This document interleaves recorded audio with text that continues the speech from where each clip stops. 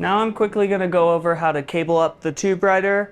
When you get a new shipment of your TubeWriter, it'll come with all the cords that you need. So I'll go ahead and open up the system and let's check it out. So if you're looking directly at the system, you'll see we've got a cord, two cords right here plugged into the UV light. This thicker gray cord and this smaller white cord.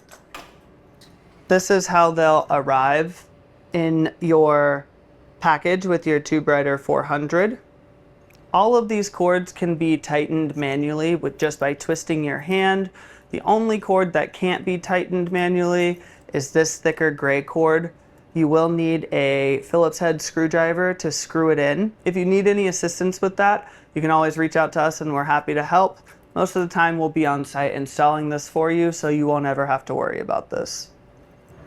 So these two cords, the thicker gray is going to be on the left side of the UV light, and the skinnier cord that's white is going to be on the right side. You'll notice that there's these two little silver knobs on a lot of the cords. You can just twist them to loosen and tighten them. The next cord I'm going to talk about is the power cord. This is a machine that needs to be plugged into a power outlet. So this cord will come in the shipment with your TubeWriter. It plugs directly into the back, and I'll show you that here in a moment. The next cords that come with your system are going to be two identical cords that power the stage that lets it move right and left, forwards and backwards. These cords have colored stickers on them. One is blue and one is green, so you know which port to plug it into on the back. I'll show you where that is in just a moment. But looking on the front of the system, you'll see that blue cord is plugged in directly in front of the stage. That allows the stage to move left and right. It's clipped in right here with this little clip to keep the cord out of the way while the stage is moving. This is where the cord with the green dot is located. It is the cord that controls the motors for moving the stage forwards and backwards. You'll notice it also has those silver knobs on it as well that you can twist to tighten and loosen. The second to last cord you've got is another cord that looks very similar to those, but you'll notice it has a red dotted sticker on it. This cord is going to be plugged in directly to the print head on top, as you can see right here. Same thing there. You've got those silver knobs that you can twist to loosen and tighten. The last cord that's included with the system is going to be this USB cord. This will plug directly into the back of the TubeWriter, and then the USB drive end will plug directly into your laptop or PC that you're using with the TubeWriter.